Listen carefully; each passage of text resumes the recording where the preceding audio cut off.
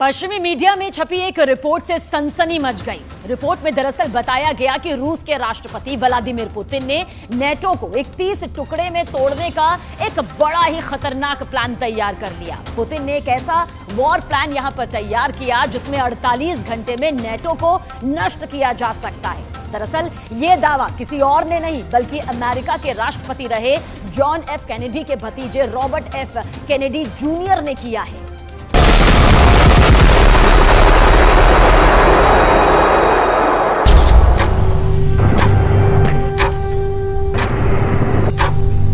घंटा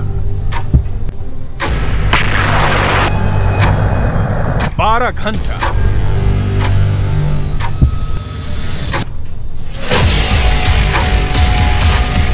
18 घंटा 24 घंटा 36 घंटा या फिर 48 घंटा।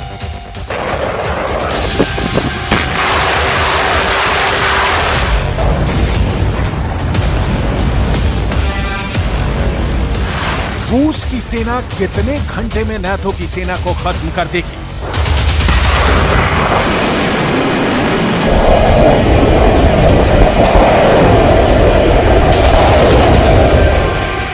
क्या सिर्फ 2 दिन में 31 देशों वाला नाटो खंड खंड हो जाएगा?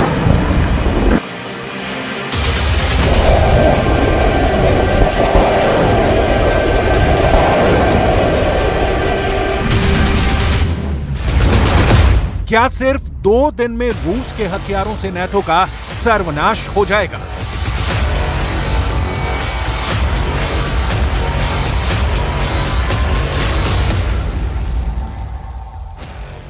क्या रूस ने नाटो के विनाश का टाइम सेट कर दिया है?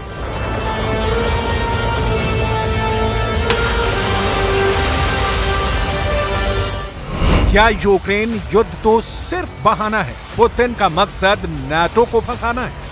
क्या पुतिन ने यूक्रेन युद्ध के बहाने पूरे नाटो को अपने जाल में फंसा दिया है? क्योंकि अमेरिका में यह भी आवाज उठने लगी है कि यूक्रेन युद्ध के नाम पर नाटो को फंसा दिया गया है। दावा किया गया है कि नाटो को युद्ध में घसीटकर रूस लगातार उसे कमजोर करने में लगा है। यह दावा किसी और ने नहीं बल्कि अमेरिका के राष्ट्रपति रहे जॉन एफ कैनेडी के भतीजे रॉबर्ट एफ कैनेडी जूनियर ने किया है। Robert F Kennedy junior America में राष्ट्रपति के चुनाव की तैयारी कर रहे हैं। वो डेमोक्रेटिक राष्ट्रपति पद के उम्मीदवार के तौर पर अभियान चला रहे हैं। रॉबर्ट एफ कैनेडी जूनियर ने भयावह परमाणु युद्ध की चेतावनी जारी की है। इनका कहना है कि पुतिन नाटो को नष्ट कर सकते हैं। रॉबर्ट एफ कैनेडी जूनियर का दावा है कि यूक्रेन एक प्रॉक्सी वार है। नाटो को रूस के साथ युद्ध में घसीटा जा रहा है। नाटो कमजोर हो रहा है और अब हम परमाणु युद्ध के कगार पर हैं। Robert F Kennedy junior America के 35वें राष्ट्रपति जॉन एफ कैनेडी के भतीजे हैं। जॉन एफ कैनेडी के अमेरिका के टेक्सास राज्य में 22 नवंबर 1963 को हत्या कर दी गई थी। कैनेडी की हत्या को लेकर समय समय पर कई खुलासे हुए हैं, लेकिन उनकी हत्या के पीछे का कारण क्या था ये आज तक साफ नहीं हो पाया है। उसी जॉन एफ कैनेडी के भतीजे रॉबर्ट एफ कैनेडी जूनियर के बयान ने पूरी दुनिया में सनसनी मचा दी है। उनका दावा है कि पूरे नाटो को युद्ध में घसीटा जा रहा है और ये नाटो को नष्ट करने जा रहा है, क्योंकि अंततः मुझे नहीं लगता कि नाटो में शामिल कई देशों के पास इतनी हिम्मत है कि वो रूस के खिलाफ युद्ध में शामिल हो। कोई भी ये नहीं चाहता। रूस के राष्ट्रपति व्लादिमीर पुतिन एक बार नहीं कई बार परमाणु हथियारों के इस्तेमाल की चेतावनी जारी कर चुके हैं। यूक्रेन युद्ध को परमाणु युद्ध से खत्म करने की धमकी दे चुके हैं।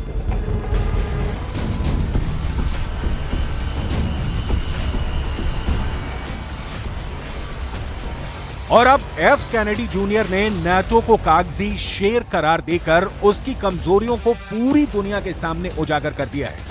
पश्चिमी मीडिया का दावा है कि रूस यूक्रेन के साथ साथ यूरोप को अपने परमाणु घेरे में ले रखा है। रूस में छोटे बड़े सभी तरह के परमाणु बम तैनात हैं। रूस के परमाणु बम बेलारूस में एक्टिव हो गए हैं। Приготовить совместные действия.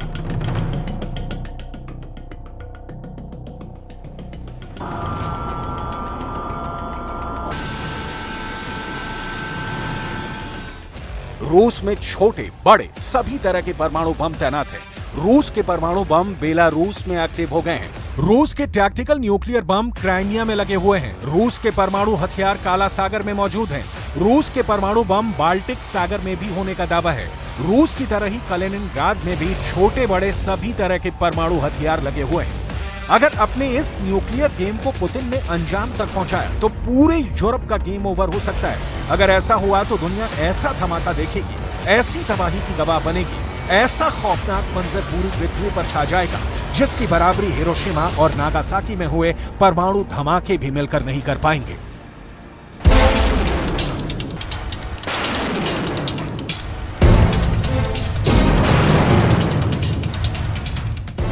रूस से पोलैंड पर सिर्फ 3 मिनट में प्रहार हो सकता है। रूस से बेल्जियम 7 मिनट में हमला हो सकता है। रूस से जर्मनी पर 10 मिनट के अंदर परमाणु हमला हो सकता है।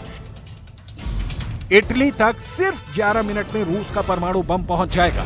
वहीं पश्चिमी मीडिया में छपी एक दूसरी रिपोर्ट में बताया गया है कि नाटो ने एक ऐसा वॉर प्लान तैयार किया है जिसमें 48 घंटे में रूस का जर्रा जर्रा जल सकता है। वजह है नाटो देशों पर रूस का परमाणु निशाना। नाटो की तरफ से चेतावनी जारी कर कहा गया है कि अगर रूस नाटो के किसी भी देश पर हमला करता है तब नाटो पूरी ताकत के साथ जवाब देगा और कुछ ही दिनों में रूसी सेना को खत्म कर देगा। पश्चिमी मीडिया के दावे के मुताबिक नाटो 2 दिन यानी 48 घंटे के भीतर रूस को नक्शे से मिटा देगा। 48 घंटे के भीतर रूस की सेना का समूल नाश हो सकता है। 48 घंटे में नाटो रूस के सभी हथियारों को बर्बाद कर सकता है। और तो और दावे के मुताबिक 48 घंटे में दुनिया में सबसे अधिक परमाणु हथियारों वाले रूस के सभी परमाणु बमों की भी बत्ती गुल हो सकती है।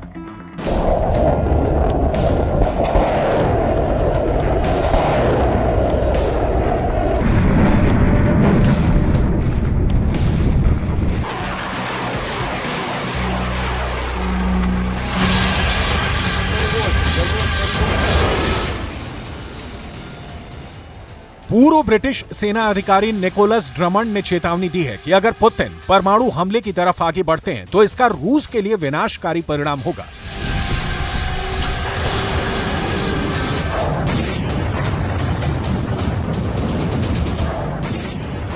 निकोलस ड्रमंड ब्रिटिश सेना के अधिकारी रहे हैं। अभी वो युद्ध विशेषज्ञ के तौर पर पूरी दुनिया में मशहूर हैं। नाटो में उन्हें उम्दा रक्षा उद्योग विश्लेषक भी माना जाता है। उसी निकोलस ड्रमंड का कहना है कि अगर रूस यूक्रेन में परमाणु हमला कर देता है तो परमाणु हमले के 48 घंटे के अंदर नाटो रूस को दुनिया के नक्शे से मिटा देगा।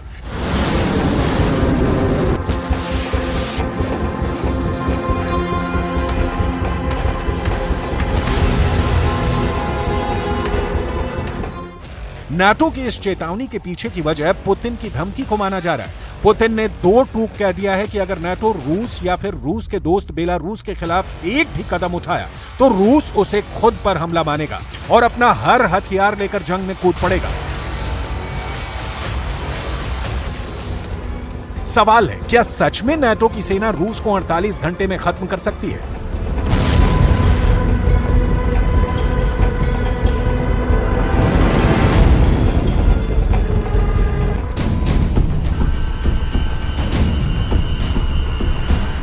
अगर ऐसा करना हो तो कैसे करेगा, इसे हम आगे बताएंगे, लेकिन उससे पहले पुतिन की परमाणु युद्ध की तैयारियों को जान लीजिए।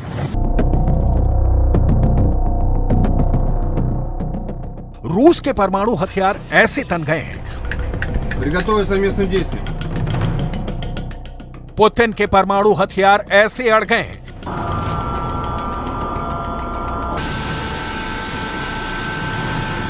किसी परमाणु मिसाइल से जब निशाना साधना होता है तो उसे ही खड़ा किया जाता है। रूस ने ऐसे कितने परमाणु हथियारों को युद्ध के मैदान में खड़ा कर दिया है। रूस के ये परमाणु हथियार कहां कहां तैनात हैं? रूस के इन परमाणु हथियारों के निशाने पर कौन है? इन सभी सवालों के जवाब पश्चिमी मीडिया की एक रिपोर्ट में मिलता है। इस रिपोर्ट में दावा किया गया है कि पुतिन ने नाटो देशों को अपने परमाणु हथियारों के निशाने पर ले रखा है। पश्चिमी मीडिया के मुताबिक यूक्रेन का पड़ोसी देश पोलैंड पुतिन की परमाणु मिसाइल के निशाने पर है। रूस की सेना ने लिथुआनिया के नाम भी परमाणु मिसाइल तैनात कर रखी है। रूस के परमाणु हथियारों के टारगेट पर तीसरा देश लातविया है। पश्चिमी मीडिया की जिस रिपोर्ट में तीनों देशों पर पुतिन के परमाणु निशाने का दावा किया गया है, उसमें ऐसा क्यों कहा गया है कि नाटो देशों के लिए अब जवाब देने का समय आ गया है? एक तरफ ज़ेलेंस्की नाटो की रट लगा रहे हैं, नाटो में शामिल होने की गुहार लगाते रहे, यूरोप जाकर हथियारों की भीख मांगते रहे। दूसरी तरफ पुतिन ने बेलारूस के साथ मिलकर बहुत ही विस्फोटक खेल कर दिया। यूक्रेन के साथ साथ यूरोप को अपने परमाणु घेरे में ले रखा है।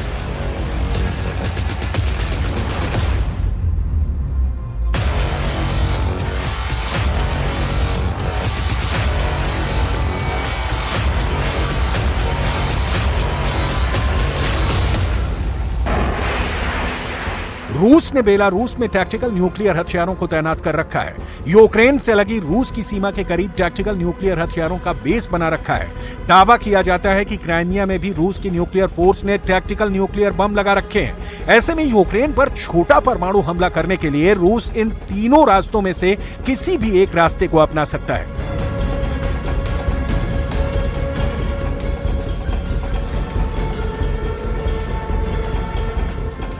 ऐसे में अगर पुतिन यूक्रेन पर परमाणु हथियारों से हमला करते हैं तो यह जंग कीव और मॉस्को तक ही सीमित नहीं रहेगी। यूक्रेन तो तबाह होगा ही, परमाणु हमले की आंच नाटो देशों तक पहुंचेगी। रूस के परमाणु हमले के जवाब में नाटो को एक्शन में आना होगा। ऐसे में परमाणु युद्ध में कूदना अमेरिका की मजबूरी बन जाएगी, जिसका सीधा मतलब होगा तीसरा विश्व युद्ध। यही वजह है कि पश्चिमी मीडिया में दावा किया गया है कि नाटो के सदस्य देश रूस के परमाणु हथियारों के निशाने पर हैं और अब नाटो देशों को जवाब देने का समय आ गया है। नाटो की एक खुफिया रिपोर्ट में दावा किया गया है कि अगर अमेरिका और रूस में परमाणु युद्ध शुरू हो गया तो 300 परमाणु बम एक साथ फट सकते हैं। जिस दिन धरती पर 300 परमाणु बम एक साथ फट गए, यकीन मानिए वो दिन कयामत का दिन होगा। अगर रूस की अमेरिका से भिड़ंत शुरू हो गई तो पुतिन की सेना का मुकाबला अब तक के सबसे घातक हथियारों से होगा, क्योंकि रूस को ध्यान में रखकर अमेरिका ने यूरोप के कई बेसों पर परमाणु बम तैनात कर रखा है, मिसाइलें सेट हैं। ऐसे में अगर रूस और अमेरिका के बीच युद्ध छिड़ा तो उसके विश्व युद्ध में बदलने में देर नहीं लगेगी।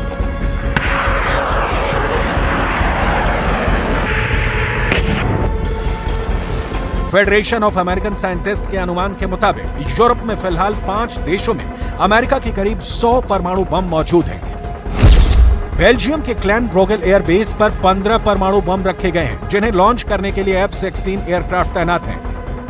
जर्मनी के बुचेल एयरबेस पर 15 परमाणु बम है और हमला करने के लिए P-8-200 टॉर्नेडो एयरक्राफ्ट की तैनाती है। इटली के एविएनो एयरबेस पर अमेरिका ने 20 परमाणु बम लगा रखे हैं। हमले के लिए F-16 एयरक्राफ्ट तैनात है। वहीं इटली के घेड़ी एयरबेस पर अमेरिका ने 15 परमाणु बम लगा रखे हैं। हमले के लिए P-8-200 टॉर्नेडो मौजूद है। नीदरलैंड के वोल्कल एयरबेस पर 15 परमाणु बम लगा रखे हैं और हमले के लिए F-16 एयरक्राफ्ट तैनात हैं। वहीं तुर्की में इंसरलिक एयरबेस पर 20 परमाणु बम होने का अनुमान लगाया जाता है। अगर नाटो देश युद्ध में कूदते हैं तो लड़ाई नाटो और रूस के बीच होगी। अगर ऐसा होता है तो आज जो हालात रूस के सामने यूक्रेन के हैं, वही हालात नाटो के सामने रूस के हो जाएंगे। ऐसे हालात में रूस या तो परमाणु हमले का विचार करेगा, जैसा कि पुतिन कई बार चेतावनी दे चुके हैं, या फिर मित्र देशों से मदद मांगेगा। दोनों ही सूरतों में हालात तीसरे विश्व युद्ध के ही बनेंगे। नाटो ताकतवर देशों का सैन्य गठबंधन है, इस लिहाज से नाटो की ताकत बहुत ज्यादा है, लेकिन इससे भी इनकार नहीं किया जा सकता कि रूस दुनिया का सबसे बड़ा न्यूक्लियर पावर है। इसी वजह से रॉबर्ट F. कैनेडी जूनियर ने परमाणु युद्ध की चेतावनी जारी की है।